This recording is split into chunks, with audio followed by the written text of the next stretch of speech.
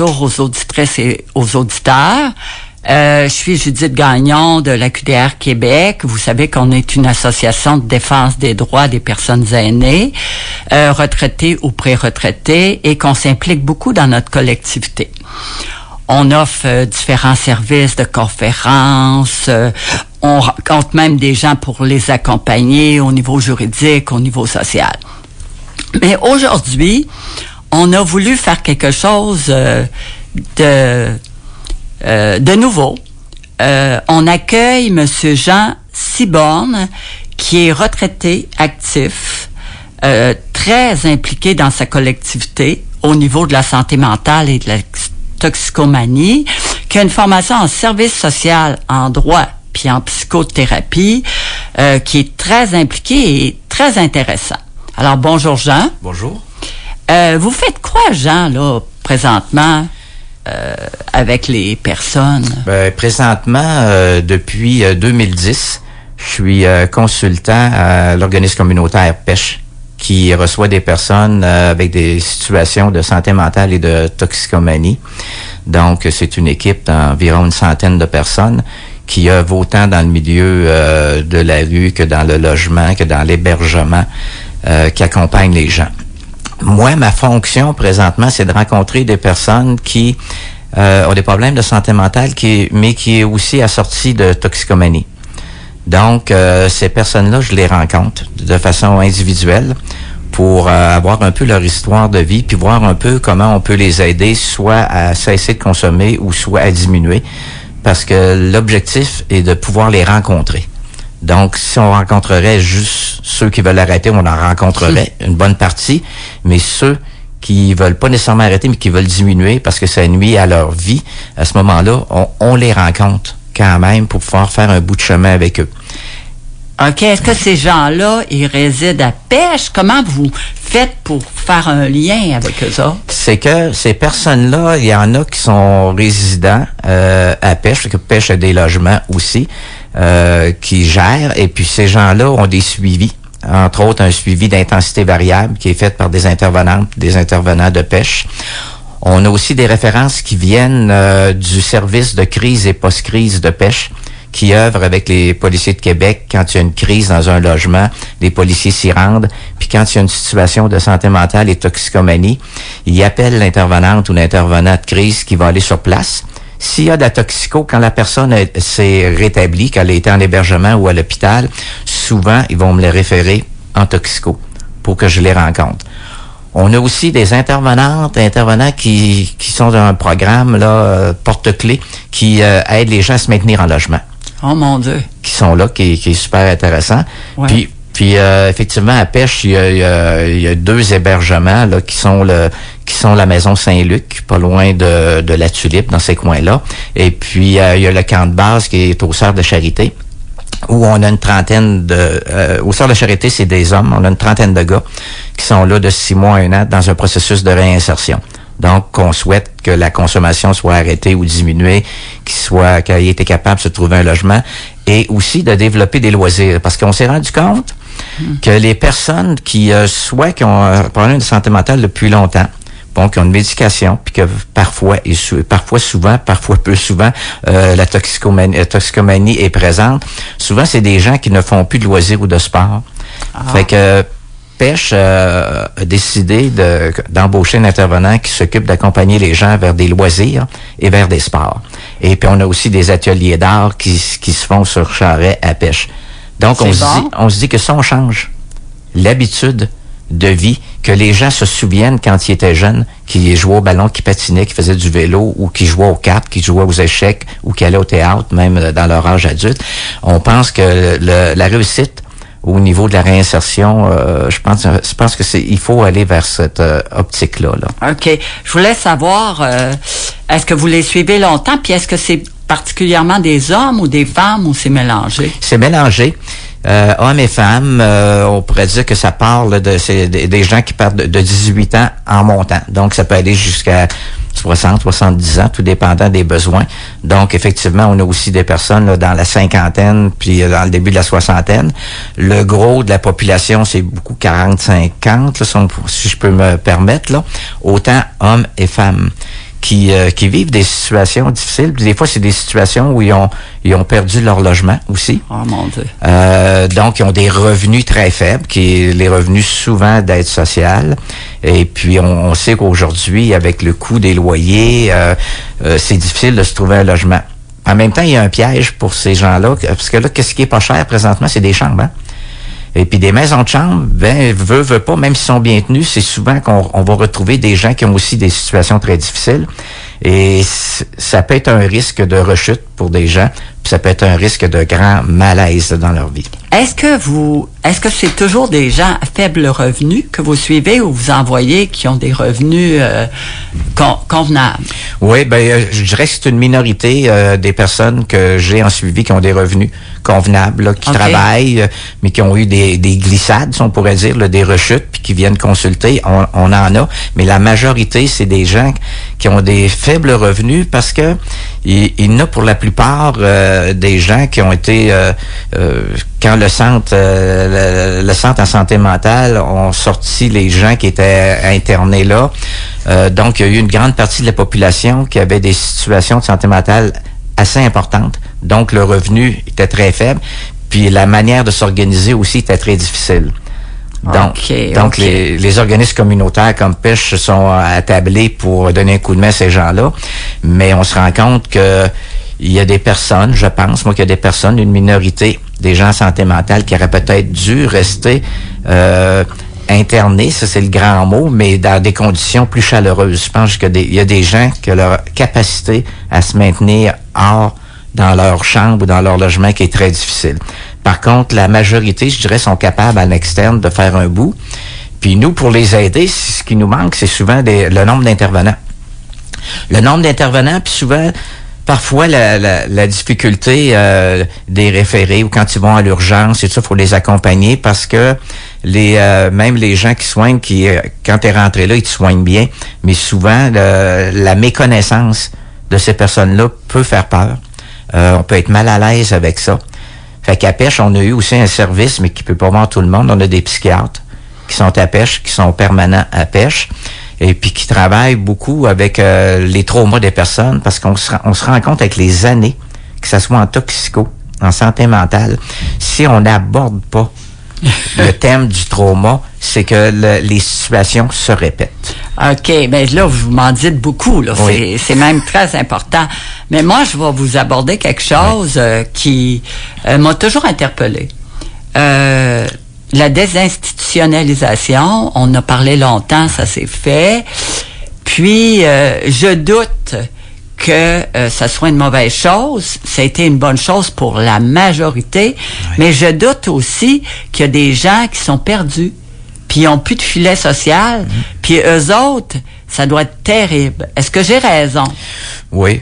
C'est effectivement, quand le filet social est manquant, ça peut être une façon où les personnes deviennent désorientées, autant sur le plan géographique que sur le plan de leurs propres soins. Donc, à ce moment-là, ce qu'on se rend compte, c'est qu'on va voir peut-être des infirmières du Centre en santé mentale de Québec qui vont chercher à retrouver ces gens-là pour s'assurer qu'ils prennent leur médication. Fait que c'est assez compliqué parce que les gens, souvent, ne restent plus en chambre. Ils vont aller, mettons, à l'Aubrivière pour dormir et tout ça. Fait que ces gens-là, c'est difficile d'être avec eux, de les retrouver, puis de dire là, ils vont prendre une médication régulière qui leur fait du bien, parce qu'on sait que si tu souffres d'un problème important de santé mentale, quand la médication s'enlève, ben à ce moment-là, tu perds tes repères, tu perds tes moyens. Et puis c'est pareil avec la dope qui rentre en ligne de compte. Donc, ces gens-là, étant donné qu'ils sont sous médication, souvent le plaisir de la vie est pas beaucoup là. Fait qu'ils vont avoir tendance à aller vers des produits qui vont leur donner un peu, comment je dirais ça, un peu plus d'énergie, et puis qui vont se sentir plus vivants. Fait que sur le plan humain, ben tu dis c'est normal que quelqu'un ait le goût d'avoir du plaisir dans cette vie-là que l'on vit. Et là, ça amène le piège de la dépendance et de l'addiction qu'on rencontre. Fait que nous, on travaille avec ça. Il y a des gens qu'on va envoyer en interne, en thérapie, ceux qui veulent y aller puis qui en ont besoin. Et puis, on les accompagne à leur sortie aussi. Mais je vous écoute, là, je trouve ça fort intéressant, mais il n'y a pas de lieu spécifique pour eux. Mettons, ils se sentent... vous voyez que ça marche pas, puis que ils récidivent tout le temps. Il n'y a pas de lieu où ils pourraient vivre? Écoutez, c'est une très bonne question. Il y a des logements présentement. Ouais. Des logements qui sont subventionnés par l'OMHQ, qui fait que la personne peut avoir un logement qui va coûter 25% de ses revenus. Et nous, à Pêche, les gens qui sont suivis, donc quand ils ont un logement comme ça, le suivi continue. Ça aide à maintenir, je peux pas vous dire le nombre, mais il y a un nombre assez élevé de personnes qui sont en logement depuis quelques années, là, puis qui maintiennent leur logement parce qu'ils ont un appui d'intervenants qui vont les rencontrer. Puis quand il y a des rechutes ou qu'il y a des situations plus difficiles, ils vont être accompagnés. Donc, ça nous prend plus d'endroits pour accueillir ces gens-là. Même j'ai déjà pensé, moi, pour ceux qui sont un peu plus défavorisés à cause de leur situation de santé mentale, je me dis, en déficience intellectuelle, il y a des maisons où ils ont 3-4 chambres avec un intervenant qui est là. Ouais. Je me dis, bon, ben là, tu as une place où manger, tu as une place où dormir, puis parler avec l'intervenant, puis quand tu te promènes sur la rue, tu sais où revenir. Présentement, il y a l'autre qui va accueillir sur le plan de l'hébergement, puis c'est parfait, mais je pense que ça prendrait plus de lieux où les gens peuvent arriver à retrouver l'équilibre, parce qu'on sait, nous autres, comme êtres humains, que l'équilibre, on la retrouve souvent quand on rentre chez nous. Mais vous avez donc raison. C'est notre lieu. Mais alors, ils n'ont pas, eux autres. Il y en a peu. Il y en a, mais non peu. Mais alors, ils peuvent jamais se rétablir. Ben, c'est plus difficile, le rétablissement. Beaucoup plus difficile, le rétablissement. Puis quand tu vieillis, moi, je parle au nom de... Ben, c'est encore pire. Oui, parce que là, tu n'as plus la même capacité de coucher dans la rue, là. Ben non. Parce que là, tu as eu des maux de dos, je sais pas, tu as eu le diabète, tu as eu d'autres choses qui vont pas bien dans ta santé physique. Fait qu'à ce moment-là, ces gens-là vont souvent se ramasser, ils vont passer à l'aube pour une nuit et tout ça, mais ils vont souvent se ramasser à l'hôpital. Et puis là, à l'hôpital, l'hôpital étant donné notre système actuel, c'est difficile. On va donner les soins qu'il faut, mais on va souhaiter que la personne sorte plus vite parce qu'on a d'autres mondes à soigner. Fait que on est aussi présentement dans ce dilemme-là. Je vous fais pas je vous révèle pas rien là quand on dit que le système de santé il faut qu'il soit dans la réorganisation, étant donné pour l'accès. Et l'accès des personnes marginalisées, toxicomanes, santé mentale est toujours plus difficile dans les soins de santé. Mais là, vous me dites quelque chose, vous êtes vraiment très intéressant, là, puis très pertinent. Ouais. Vous me dites quelque chose d'important, mais ils vont où? Ils ont une place dans la vie, ces gens-là? Ces gens-là, il leur reste des fois des maisons de chambre, OK? Ouais, il leur reste l'Aubrivière, la maison Revive, où ils vont aller pour pouvoir s'installer un peu. Ils vont avoir les hébergements de pêche, qui sont, là, comme je vous disais, une trentaine d'hommes au Sœurs de la Charité, puis à Saint-Luc, une douzaine à peu près de personnes. Puis on pousse là, sur les logements, qui, comme là, il va y avoir un autre projet, là, je pense, avec Pêche, bientôt dans 1 an, pour que les gens aient un endroit où vivent ceux qui ont besoin de se retrouver. Mais il faut être capable de les accompagner. Parce que ce qu'on voit, c'est que, entre autres, les gens qui sont sortis de l'Institut en santé mentale à l'époque, c'est qu'il y avait un besoin d'accompagnement assez sévère. Et là, peut-être qu'on pourrait dire qu'à ce moment-là, l'accompagnement était trop sévère. Donc, on enlevait toute autonomie. Là, on était dans le contraire. On les a laissés avec comme s'il y avait toute une capacité d'autonomie. L'autonomie, c'est long à développer quand tu étais 7-8 ans dans un mode d'internement. Donc, voyez-vous, c'est pour ça qu'on se ramasse avec plein de monde, que c'est difficile. Parce qu'ils veulent pas retourner, ceux qui ont été là, parce qu'ils ont dit, non, on était comme enfermés, on veut pas ça. Fait que dans le fond, peut-être que l'hébergement, comme vous dites, il faut qu'elle soit plus adaptée. Puis moi, je pense qu'on peut l'adapter vraiment en plus. Puis effectivement, moi, je voyais, en tout cas, des maisons. Je sais qu'en déficience intellectuelle, ça existe, les maisons, avec 2-3 chambres. Donc, t'as pas une douzaine de personnes. Et puis là, t'as un intervenant qui est là. Donc, ça, c'est fameux. Puis là, ils peuvent apprendre à se faire à manger aussi. Mais oui. Puis ils se sentent pas tout seuls, puis il y a un lieu. Ouais. Mais s'il n'y en a pas, puis ils se promènent d'un bord à l'autre... Ben, ça fait de l'errance. Oui. Ça se fait de l'errance. Et puis, ces gens-là, souvent, les familles se sont tassées parce qu'ils ont trouvé ça trop lourd à porter. C'est pas qu'ils les aiment pas, mais ils trouvaient ça trop lourd, on sait plus quoi faire. Fait qu'ils se tassent pour se protéger. Fait que la personne vit une solitude. Puis des fois, pour sortir de la solitude, ben elle va aller côtoyer les gens qui ont les mêmes problématiques. parce qu'on se comprend, on se reconnaît, puis en même temps, des fois, c'est difficile. On va se dépanner ensemble, mais on est quand même très seul. Moi, les gens que je vois en suivi avec moi, ben ils m'en parlent beaucoup. De la solitude l'autre fois, moi ici sur la 3e avenue, un gars que j'avais déjà suivi, je le rencontre, on se parle, comment ça va, Puis quand je suis reparti, il dit, Jean, je te remercie de m'avoir parlé. Mon Dieu. Je dis, écoute, ça m'a fait plaisir. Personne n'y parle. Ben, c'était un peu ça, il disait, je suis seul. Tu sais, je suis seul.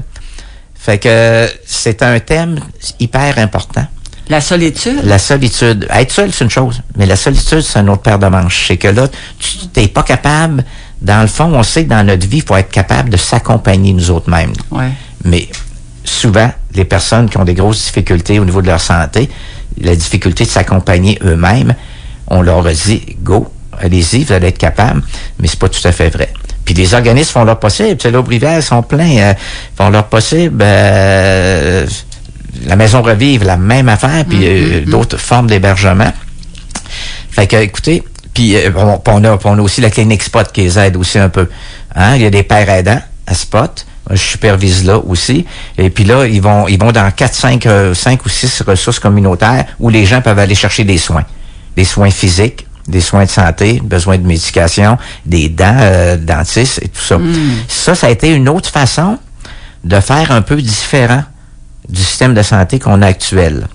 Comme SABSA qui reçoit des gens les infirmières? Les infirmières praticiennes. Okay. Fait que, écoutez, moi, j'ai comme l'impression qu'il faut développer ça, surtout dans des quartiers qui sont aussi populeux. Les quartiers centraux, c'est dense là, comme population. Fait qu'il faut y aller, il faut faire autrement.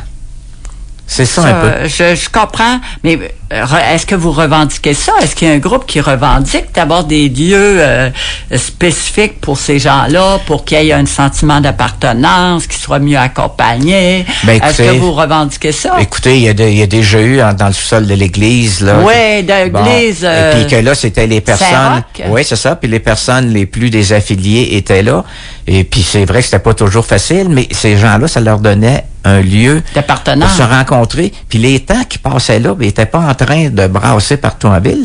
Ils étaient là. Là, ils ont ouvert un autre, je sais pas le nom, sur Saint-Joseph, un autre petit lieu, parce que lui-là, l'église a fermé.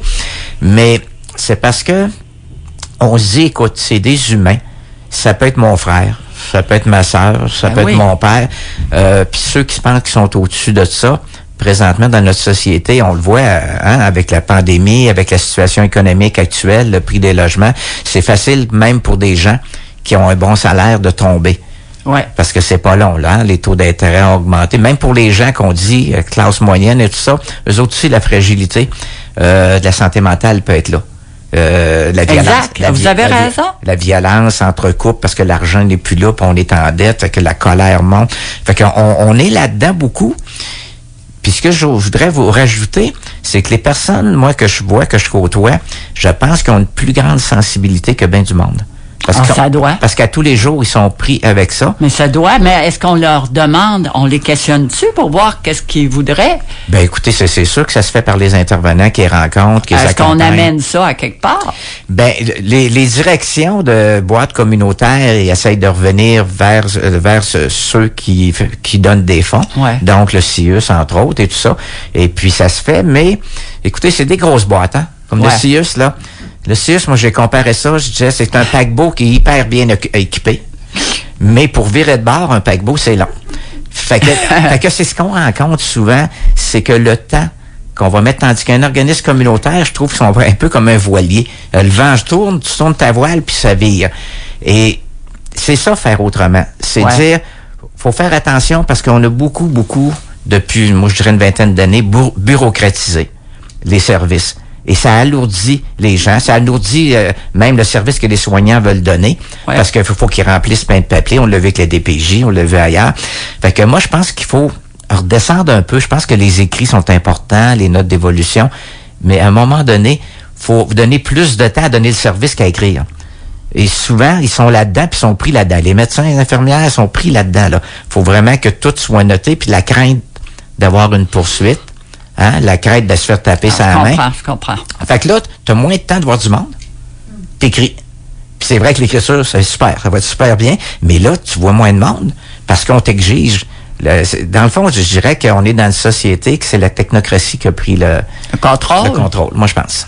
Vous, qui êtes observateur de la société, là, d'une certaine façon, diriez-vous qu'avec les années, les problèmes de santé mentale empirent?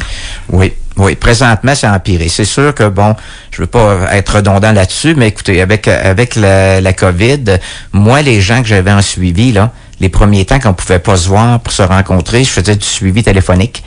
Puis les gens qui faisaient du meeting, là, AA, NA et tout ça, ils y allaient pas, il y en avait par Zoom, mais il y en a qui n'avaient pas l'Internet. Fait qu'eux autres, là, ils étaient tout seuls. Ils pouvaient pas aller dans un café. Les cafés étaient fermés, donc il y a eu beaucoup de consommation plus. Même des travailleurs. Il y a des travailleurs que j'ai eu un suivi qui travaillaient de chez eux. Ben, je peux prendre un petit verre de vin de midi, personne, puis je travaille, tu sais. Mais tu développes une habitude. Ben, je comprends. Et là, depuis que c'est terminé, là, ce qui s'est en suivi, là, c'est toute la situation économique. Ah oui. OK. Là, vous voyez, on est dans une période là, de logement, là. OK?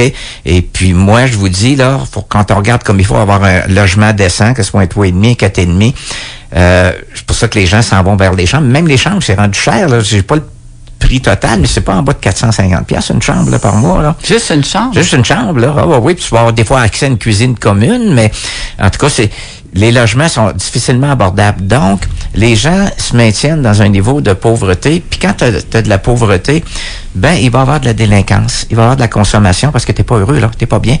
Fait que tu vas essayer de compenser à quelque part pour arriver. Fait que on est dans une situation, je vous dis pas que c'est nous, au total, la société qui crée la situation, mais on participe à ça. Dans notre système économique actuel, comment il fonctionne. Dans notre système de santé, comment il fonctionne actuellement, que c'est difficile autant pour les travailleurs du système de santé. Et le communautaire, je pense que c'est un bel exemple d'alternative, mais faut l'appuyer. Ouais, mais c'est sous-financé. C'est ça, c'est là le problème. C'est un gros problème. Puis quand on a des employés, je parle de la QDR, mais c'est la même chose, et nous les enlève. Oui, effectivement, parce qu'ils vont ils vont payer pour le même poste. Mettons, une éducatrice spécialisée, il va être payé au CIUS beaucoup plus cher qu'elle va être payée, mettons, comme nous à Pêche ou chez vous à l'UQPR. Ouais. Et là, on a un problème parce que en même temps, on dit, les organismes communautaires, ils s'en occupent, mais là, à un moment donné, il faut les appuyer. Il faut les appuyer parce que ils font un job, ils amènent des alternatives. Puis en communautaire, moi, ce que j'ai remarqué le plus, moi, j'ai travaillé dans le réseau pendant 23 ans. Fait que je suis capable de comparer. Ouais. C'est que dans le communautaire, quand c'est le temps d'innover, c'est pas long. On va essayer, on va virer ça de bord, puis au fur et à mesure, on va ajuster. Si on a ajusté. Un voilier, comme vous avez dit. Oui, c'est ça. Tandis que au niveau de la santé, on va faire des études, puis là, on va le mettre en place, puis des fois, ce qu'on met en place n'est plus nécessaire. Ça a pris un an et demi. Fait que il y a plein de bons mondes, puis plein de monde compétents là-dedans, mais je pense qu'on devrait les laisser plus créatifs pour pouvoir aller plus loin. Je vais faire une petite diversion, mais vous allez être facilement rejoignable. Présentement, on voit beaucoup de résidences privées pour aînés fermées. Oui. Et puis, souvent, c'est des résidences qui étaient chères, mais pas trop chères. Oui. Et puis là, les aînés font des crises d'angoisse. Absolument. Puis ils sont vraiment plus bien. Oui. Que pensez-vous de tout ça? Où ça peut les mener? Moi, ça m'inquiète énormément, Jean. Souvent, ça amène les gens à décéder plus tôt. parce que l'angoisse est massive. On sait qu'en vieillissant, on est normalement un peu plus insécure. Oui. OK? Mais quelqu'un qui l'était même déjà d'avance, on vient d'augmenter, là. Puis l'insécurité puis l'angoisse, c'est dangereux pour la santé mentale puis pour ta santé physique. Parce que là, où je vais aller? Puis là, tu n'as plus la capacité physique tant que ça. Et là, l'inquiétude est majeure. Fait que donc, ça aussi, il faut penser comment on peut accompagner. Il y en a qui peuvent rester chez eux, mais avec un accompagnement régulier. On est là-dedans. Moi, quand j'étais jeune, le laitier puis le boulanger passait à la maison, c'était quelqu'un qui pouvait quasiment intervenir avec nous autres. Il n'y en a plus. Il n'y en a plus. Oui, c'est ça. C'est pour ça que je regarde un peu partout. C'est inquiétant. Inquiétant, puis les humains restent des humains, là. Absolument. Puis, avez-vous des pistes de solutions là, pour améliorer tout ça? Avez-vous pensé à quelque chose? Là? Je vous mets dans un gros dilemme. Là. Non, mais écoutez, moi, je pense que on en parle, mais là, je trouve qu'on ne l'a pas assez développé. Je pense que le maintien à domicile, il faut le développer de plus en plus. Faut aussi que nous, comme les familles, je pense que les familles qui ont été absorbées par le travail, je pense qu'il faut avoir une partie de nous autres qui aussi fait son effort pour accompagner nos personnes âgées à la capacité qu'on a. Mais je pense que le maintien à domicile devrait être poussé très, très fort de façon régulière, avec des popotes, il y en a un peu, mais non, mais je pense que c'est là qu'il faut aller. Parce que sinon, le CHSLD traditionnel, on se rend compte que c'est pas si... ils font leur possible, les gens qui travaillent là, ça, il n'y a pas de problème. Mais étant donné qu'ils sont pas assez, puis que c'est trop lourd, c'est que ça fonctionne pas très bien. Puis la personne, elle va vivre plus longtemps, ça est proche d'un milieu qu'elle connaît. Puis c'est plus familial que dans un bloc de je sais pas, moi, de 300 personnes, comprenez-vous?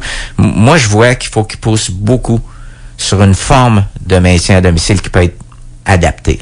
Moi, je pense aussi, je sais pas qu'est-ce que tu en penses, qu'il peut y avoir des petites résidences dans des milieux où vivent les gens, ceux-là qui ont plus de misère, parce que le maintien à domicile a une limite. Ouais. Ça peut être intéressant.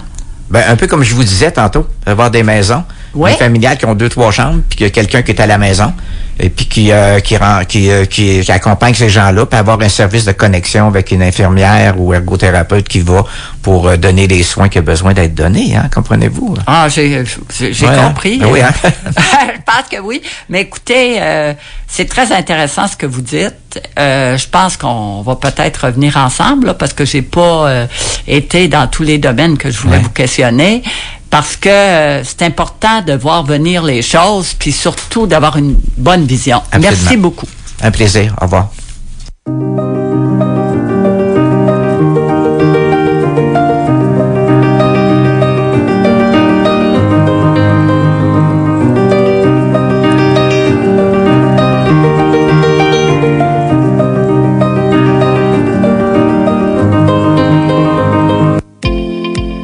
L'Association québécoise de défense des droits des personnes retraitées et pré-retraitées, AQDR, section Québec, est fière de vous avoir présenté Aînés, on vous écoute. Pour connaître tous les services offerts, visitez le aqdr-québec.org ou encore téléphonez au 418-524-0437, poste 0.